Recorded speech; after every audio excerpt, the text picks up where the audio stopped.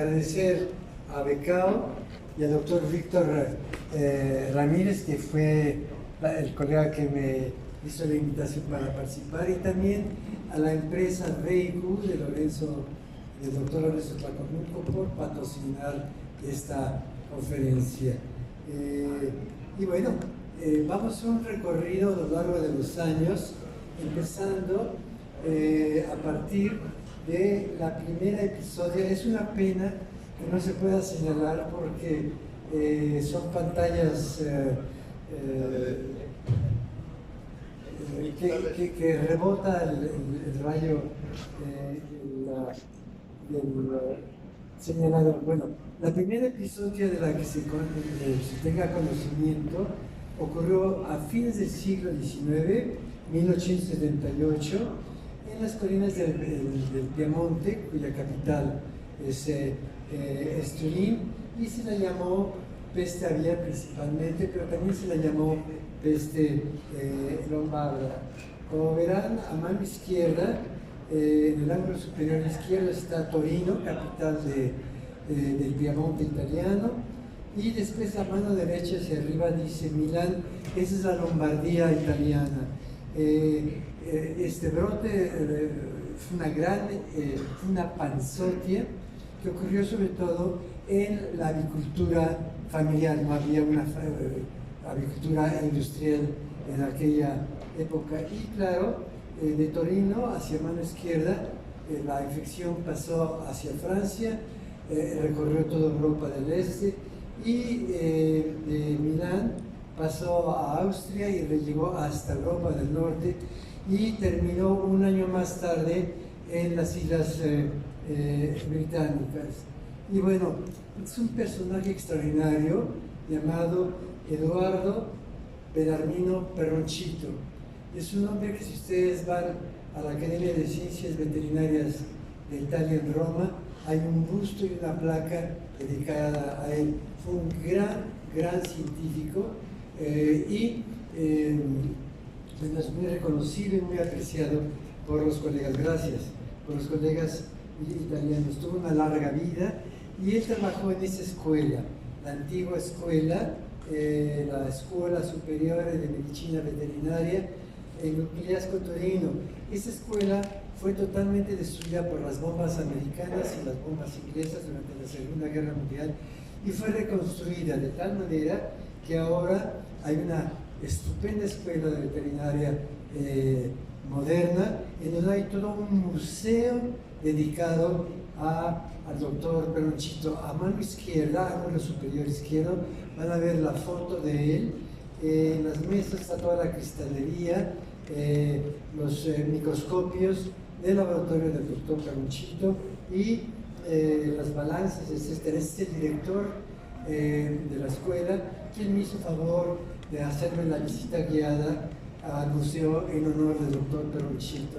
Y bueno, como definición tenemos, es una enfermedad viral infecciosa, la influenza aviar, muy severa, que afecta a una gran variedad de aves, en las que producen cuadros respiratorios, digestivos y nerviosos. Y como todos ustedes saben, y lo han vivido en carne propia, se presenta en forma de baja y de alta o de alta patogenicidad. Es un hospedador, el hospedador más común es la gallina doméstica, el pollo doméstico, es decir, el gallus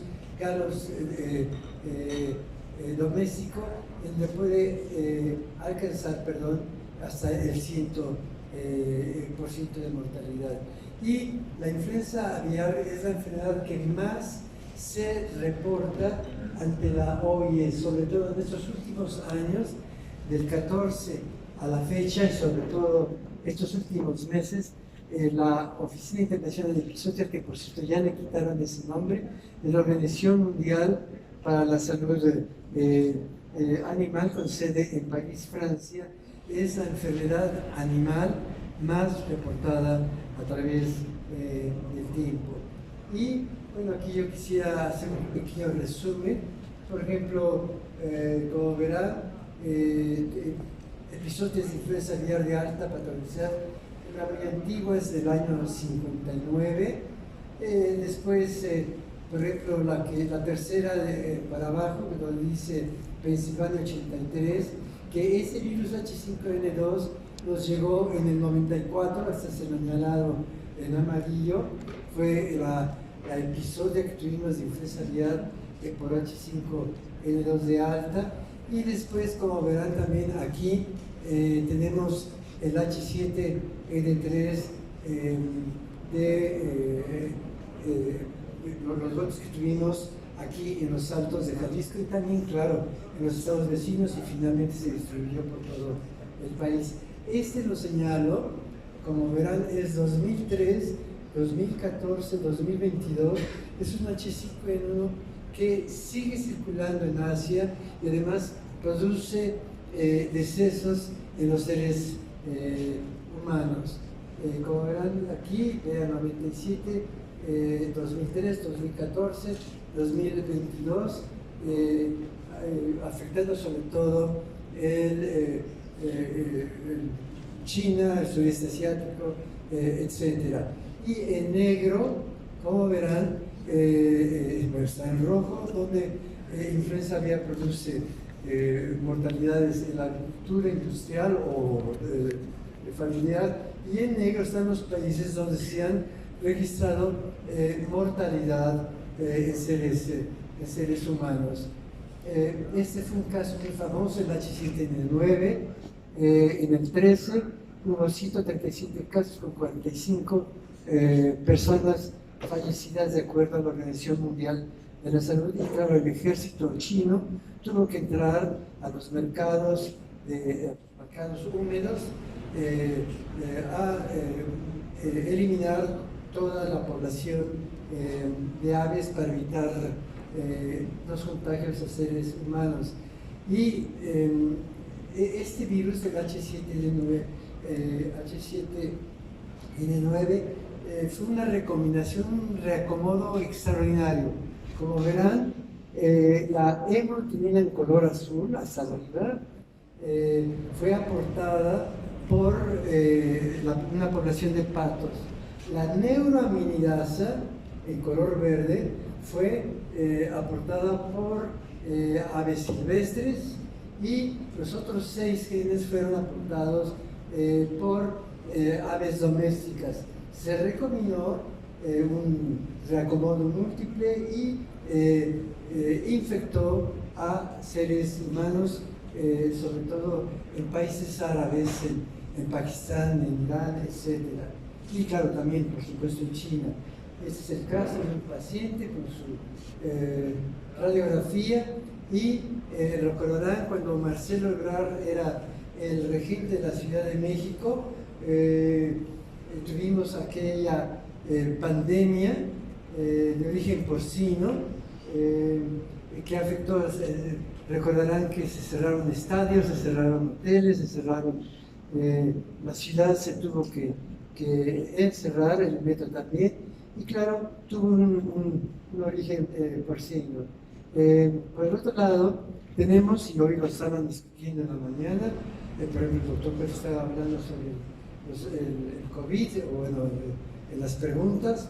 Como verán, tenemos virus respiratorios en el nombre, tenemos adenovirus, tenemos coronavirus, entre ellos el SARS, ¿sí? Y el COVID-19, que ha hecho que el mundo entero cambie sus hábitos de trabajo y de vivir. Y tenemos, por supuesto, los ortomixovirus de influenza tipo A, con los subtipos H1, H3, H7 y los virus de influenza B, metaneumovirus, enterovirus, rinovirus y los virus sincitiales respiratorios. O sea, los seres humanos tenemos muchos problemas con ese tipo de virus respiratorios.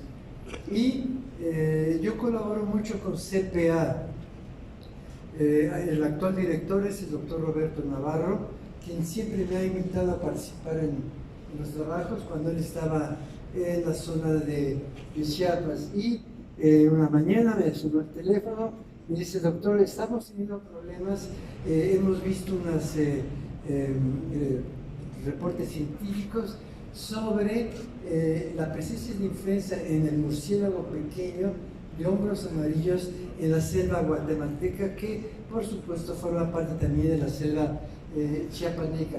Y lo extraordinario, colegas, es que se han reportado, ¿se acuerdan? Que había 16 hemoglobinas y 9 neuroaminidasas. Bueno, en este murciélago se encontró la hemoglobina 17 y una hemoglobina 18 con neuroaminidasas N10 y N11. Fue un reporte del CDC de Atlanta, Georgia, y claro, de la Universidad del Valle de Guatemala. Este es el murciélago de hombros amarillos y bueno, participé en esos trabajos en la selva chiapaneca. Entramos y bueno, encontramos esos murciélagos que son desnudos rotundus, no era murciélago de hombros amarillos, y inmediatamente me dijeron: Miguel, tú eres hepatólogo, por lo tanto te toca sangrar a tú sangras gallinas, por lo tanto te toca sangrar a los murciélagos. Y bueno, hicimos el sangrado y los estudios fueron afortunadamente negativos. Entonces fíjense cómo en la actualidad hay 18 glutaminas y 11 neuraminidasas, y claro, en aves tenemos afortunadamente 16 hemoaglutinidas con 9 neuroaminidasas, que dan 144 posibles recombinaciones. Y este es otra gran episodia que ocurrió, el aislamiento de virus delta patogenicidad H5N8, el cual rápidamente cruzó fronteras, pasó de una granja comercial de pollo, de engorde, en Países Bajos, y dicho agente patogénico se designó días más tarde en la Gran Bretaña. Vean cómo la prensa de la Comunidad Económica Europea, en este caso la prensa austriaca, reporta que ha habido una reacción adecuada a la gripe de las aves en Alemania, en Países Bajos y en la Gran Bretaña por el virus H5N8. Y bueno, aquí está la secuencia: noviembre 14 para Alemania, para Países Bajos y después Reino Unido, diciembre del 14. Y bueno, aquí ustedes podrán ver cómo pasó de Alemania a Países Bajos a la Gran Bretaña. Y esos virus surgieron de la zona donde hay una gran cantidad de aves en la Siberia, ¿sí? Ven cómo esas aves viajaron a Europa, como acabo de mencionar, pero también esas aves silvestres se movieron hacia Alaska, Canadá y Estados Unidos.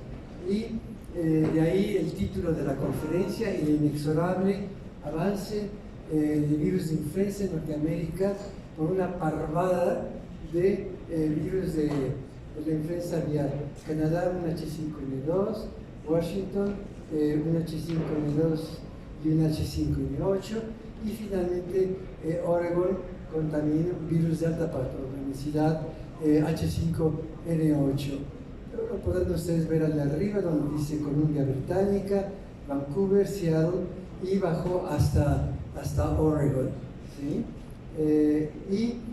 Corresponde a la ruta aérea de migración de patos, de gansos, de aves silvestres migratorias, y que ese corredor llega hasta, es el corredor del Pacífico que llega hasta México.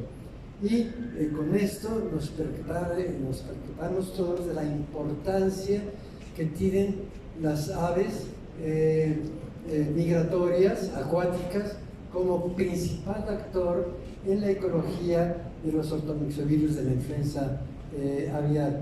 Esta es una fotografía que se sacó en un humedal, un cuerpo de agua, en la ciudad de Modesto, en California. Modesto está hacia el este de San Francisco, la altura de San Francisco, están todas esas aves en el cielo migrando, pero muchas de ellas bajan para comer, para beber, aprovechando cualquier humedad.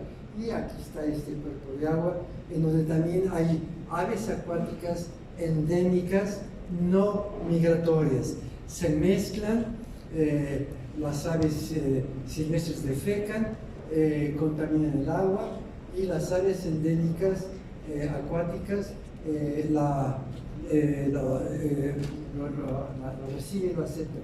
Si cerca de este cuerpo de agua hubiera una granja y esa granja se surtiera de agua de este pequeño lago, en ese caso, en ese mismo momento, las aves domésticas se infectarían, como fue alguno de los casos en Acatic y aquí en las zonas de Tepatitlán, ¿sí? Entonces, vean, con esto, entonces, si estuviera aquí el doctor Estudillo, me empezaría ya a ver mal, porque estaría yo satanizando a las aves migratorias acuáticas. Pero vean, estudios epidemiológicos llevados a cabo por el USDA de los servicios de vida silvestre durante los últimos 5 años, con más de 250,000 aves acuáticas migratorias, se mostró una prevalencia muy baja de 2.4% de aislamiento de virus de influenza aviar de baja. Aquí hay un concepto muy importante. Las aves migratorias silvestres son hospedadores naturales de los virus de influenza, y las aves domésticas, al contaminarse o al recibir virus, por ejemplo, de aves silvestres, son hospedadores aberrantes y sufren de la enfermedad con una alta morbilidad y una alta mortalidad. Entonces, vean cómo en el 15 ocurre toda una serie de eventos. Modesto, California, un H5N2, en California Kings, un H5N8, y vean, hasta en la comunidad menonita de Spanish Look en Belice también reportaron la presencia del H5N2. Entonces, como verán, aquí está la pequeña nación de Belice, y ahí también se reportó influenza aviar en las granjas y parvadas de los menonitas. En Fraser Valley tenemos en la Colombia Británica, febrero del 15, un H5N1, filogenia híbrida con aportes de genes euroasiáticos. Esta es la región de Canadá afectada, que es una zona avícola muy importante, Fraser, el valle de Fraser. Estas son las típicas granjas en esta zona de Canadá. Vean, hay todas las medidas de bioseguridad, y claro, como hay una vigilancia epidemiológica constante, en este caso los brotes o los virus son detectados inmediatamente. Entonces se procede a todas las medidas contraepidémicas. Y bueno, esta imagen yo creo que ya la han visto muchos de ustedes, donde tenemos a las aves silvestres como hospedadores naturales de los virus de influenza. Pasaría a aves acuáticas no migratorias, de ahí pasaría a aves domésticas, ya sean que sean explotadas de manera industrial o de manera familiar. Después el cerdo. El cerdo se puede convertir en un matraz biológico de recombinación de virus, y de ahí el virus de influenza pasaría al hombre, ¿sí? Como ya hemos tenido varios casos en los últimos años. Entonces, con respecto a la etiología, la influenza aviar es producida por un ortomyxovirus. Orto en griego significa recto, ¿sí? Y cuya envoltura de superficie tiene dos glicoproteínas, la hemoaglutinina HA, la neuroaminidasa NA y los tipos A, B y C se han aislado de animales, como sería el caso de las aves, de los caballos, de los cerdos, y los tipos B y C se han aislado del hombre, y finalmente los tipos A pueden infectar aves, humanos, caballos, cerdos y mamíferos. Probablemente la primera referencia histórica de una episodio de influenza aviar la reporta Homero en la Ilíada, en donde se acuerda de la guerra de Troya. Están las tropas griegas sitiando a Troya, y empiezan a morir una gran cantidad de guerreros griegos y una gran cantidad de caballos. Entonces este podría ser uno de los casos o de los reportes más antiguos de una posible brote de influenza aviar. Esta es una fotografía electrónica de los ortomixovirus de la influenza, y esta es una estupenda dibujo o imagen de los virus de influenza. Como verán, en azul tenemos los receptores de la aglutinina, que son tres, son trímeros, y además tenemos en color verde las neuraminidasas, que son tetrámeros, ¿sí? Y bueno, esta es una también muy buena fotografía de un virus de influenza mostrando su genoma subdividido en 7 segmentos, y esta es una parte muy importante, sobre todo para nosotros los avipatólogos, en donde están los receptores de ácido ciálico, ¿sí? De la hemaglutinina, como verán ahí hay una flecha señalando, y esas son las moléculas de ácido ciálico, ¿sí? Y eso es muy importante, porque sabemos que en el aparato respiratorio de las aves, el aparato gastrointestinal de la gallina, el aparato reproductor de la gallina, existe una abundante presencia de receptores específicos alfa 2, 3 ácido ciálico, galactosa, para los virus de influenza. Por eso es que las aves son tan susceptibles, y también, claro, el hombre es susceptible. Altos niveles de replicación viral de células epiteliales y bacterias vasculares de las aves enfermas. Entonces, por ejemplo, tendríamos un virus H1N1 que afecta exclusivamente virus vías respiratorias altas, no baja pulmones, no produce una neumonía, y por lo tanto el paciente saldría adelante. Mientras que un H5N1, como el caso de los virus de China, afectan vías respiratorias bajas, producen una neumonía, y claro, el desenlace puede ser el fallecimiento del individuo. Y aquí está la importancia entre aves y hombres. Vean cómo la gallina tiene una gran cantidad de ácidos ciálicos, de receptores de ácido ciálico en el intestino, y el hombre los tenemos en los pulmones. De ahí la posible infección zoonótica de influenza aviar. Estos son los corredores aéreos, en amarillo Pacífico, en rosa la zona central, en verde la del Mississippi, ahí se puede ver el río Mississippi, y tenemos también la del Atlántico. Ahorita, en este momento, hay graves problemas de influenza aviar en el corredor del río Mississippi, como verán en verde, y ha pasado a otros estados de los Estados Unidos. Y claro, las aves migran por todo el mundo, no nada más en el continente americano. Y si me muevo para acá, ya no... No te preocupes, doctor, como quieras. Sí. No me había movido a la izquierda porque el colega Mauro me pidió mantenerme de este lado. Bueno, entonces, esta imagen habla por sí sola. Son todos los corredores aéreos que circulan por todo el mundo por parte de las aves domésticas. Este Cinnamon Teal Duck, es decir, una Anas cyanoptera, fue la que produjo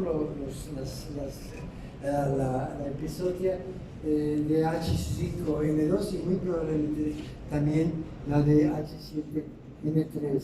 Bien, aquí tenemos el H7N3, episodio de influenza aviar de alta en Jalisco, Puebla, entre el 2012 y 2020, pero todavía hay circulación, a pesar de los intensos programas de vacunación, sigue circulando un virus patógeno por la capa, pero con la hiperinmunización, la enfermedad ya no tiene oportunidad de manifestarse, como sería el caso de todos los que estamos vacunados contra COVID. Yo estoy vacunado 3 veces y bueno, en realidad no he enfermado de COVID. Ahora, ¿por qué tantos reportes, colegas? Bueno, pues porque hay mejor vigilancia epidemiológica activa, hay mejores técnicas diagnósticas y claro, cuando llega el invierno, claro, es la época que se presenta en caso de la laringotraqueitis, la influenza aviar, y además, colegas, pues el que busca encuentra. Debido a eso hay una gran cantidad de reportes. También trabajando con CPA, colaborando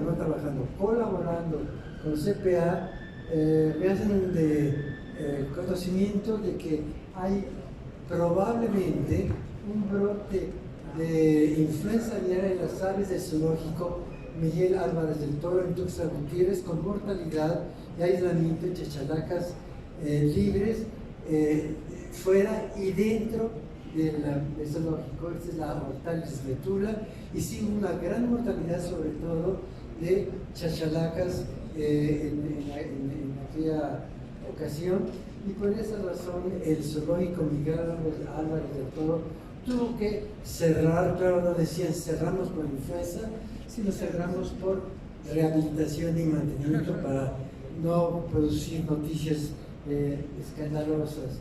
Y bueno, ahorita vamos a hacer una pequeña disección anatómica molecular del nuevo virus de influenza aviar H5N2 del 94 y también del 14.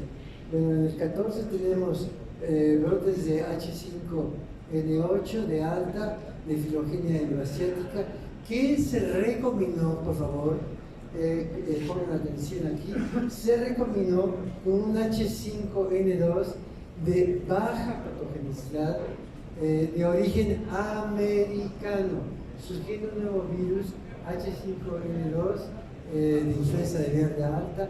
Clada, Ricardo, ¿cómo traduces clada? ¿Cómo traduces clada? Clada. Es un término en inglés que no sé cómo. Es un grupo. ¿Grupo? Sí. ¿Grupo? Bueno, grupo 2, 3, 4, 4, ¿sí? Y bueno, esa es la imagen de esos nuevos virus. Y como verán, aquí tenemos el H5N2 de alta patogenicidad. Se trata de nuevos virus híbridos recombinantes emergentes con una HA con reacomodo genético con genes euroasiáticos y una neuroaminidasa con recombinación genética con genes americanos, y de ahí surgió este bicho sumamente patogénico. Ahora, en la secuenciación de aminoácidos del virus H5N2 de alta patogenicidad, en el sitio de clivaje, es decir, de corte, de la hemoglutina H5 del virus Goose-1 long, esta fórmula, esta estructura de aminoácidos lo hace extremadamente patogénico al virus. Y bueno, también quise mostrar esta diapositiva porque, ya sabes, me quedan 10 minutos. Tengo que apurarme entonces, no voy a acabar de todas maneras. Vean cómo como hay aves que migran de norte a sur y llegan hasta la Patagonia y después migran de la Patagonia hasta el norte, como es el caso de este playerito pectoral que vuela miles de kilómetros y vean cómo puede recorrer 13.000 kilómetros de vuelta. Ya me quedan 10 minutos. ¿Verdad? Bueno, ok, sigo avanzando. Tenemos entonces estos países tenemos o tienen dos virus circulando paralelamente o al mismo tiempo. Vean como China, India, Pakistán y Egipto tienen un H5N1 y un H9N2, y en México tenemos un H5N2 y un H7N3. Y claro, todas estas experiencias, hablando esta mañana con colegas brasileños, bueno, ellos han logrado, Brasil es el primer exportador de carne de pollo en el mundo y el segundo productor de carne de pollo en el mundo. Se han logrado mantener libres igual que el resto de Centro y de Sudamérica. Vamos a hablar un poquito de influenza humana. Tenemos estos tres virus, el H1N1 típico de influencias humanas, H3N2, HNN2 y claro los virus tipo B. Es un caso en el 17 de un hospital en Francia afectados por un H7N3 que también afecta a cerdos. Y bueno, yo me vacuno desde hace muchos años cada invierno contra la influenza. Este año la fórmula que usa y ha recomendado la Organización Mundial de la Salud y el CDC de Georgia, vean, hay vacunas Glaxo-Fluvax con esos virus, ya no los describo, y Sanofi. Cada año se renuevan las cepas, los virus, para actualizar las vacunas. Y claro, tenemos los antivirales muy conocidos que han salvado una gran cantidad de vidas, como es el Tamiflu, o el Tanivir de Roche y el Relenza de Zanamivir de Glaxo. Bioseguridad, ¿qué les puedo decir? Todos ustedes la aplican día a día en sus granjas. Es el conjunto de normas, procedimientos y acciones que deben de aplicarse con el objeto de evitar la entrada o salida. Eso es muy importante. No piensen nada más, hay que evitar la entrada, también tenemos que evitar la salida para no contaminar granjas vecinas y agentes patogénicos de una granja agrícola de un establecimiento pecuario. O también por brotes y por episodios, por brotes de influenza aviar, corremos el riesgo de que haya un desabasto de carne y de pollo en el mundo o en una región del mundo por despoblamiento de las granjas y por el cierre sanitario de fronteras. Tenemos Holanda, es un país sumamente productor en este caso de huevo y de pollo. Estas son las granjas típicas y como verán, esas son las nuevas granjas donde las aves están libres, pero en Holanda, en Países Bajos, ya no se explotan los animales en jaula. Y en el caso de un brote en